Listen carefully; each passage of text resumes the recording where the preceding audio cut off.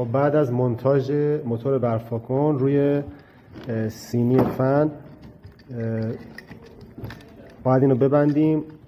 از 3 جا با پیچ به صفحه نگهدارنده ثابت میشه که باید این پیچ ها رو قرار بدیم و از زیر با مهره سفتش کنیم.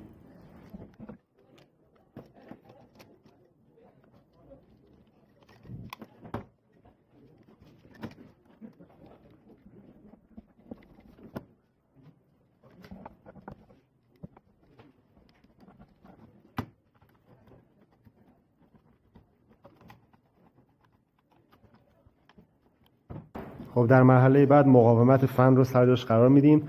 قسمتی که قرار خار سوکت جا بخوره این قسمت باید به سمت موتور فن بذارم، بهتر در این جهت جا بذارم.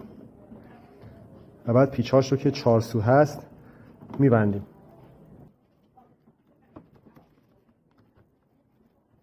سوکت با سیم آبی رنگ ورودی مقاومت هست که سمت چپ نصب میشه و سوکت با 2 سیم که یکیش مال دوره خروجی دوره کند و یکی خروجی دوره تند هست در طرف راست بسته میشه. دقت کنم خار سوکت کاملا در محلش، در اون شیار قفل بشه. خب برای بستن پره فن باید این مجموعه رو بچرخونیم و از طرف دیگه فن رو به سر محور آرمیچر این پره ها رو وصل کنیم.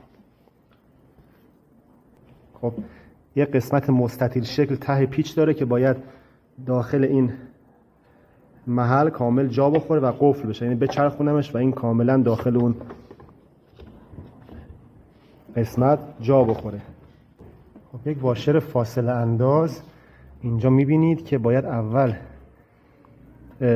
روی محور سوار بشه تا یه خورده آرمیچر محورش بیاد جلو و بعد صفحه پره ها رو قرار بدیم. به این شکل جا میخوره و حالا مهره رو از بالا سفت میکنیم با آچار 8.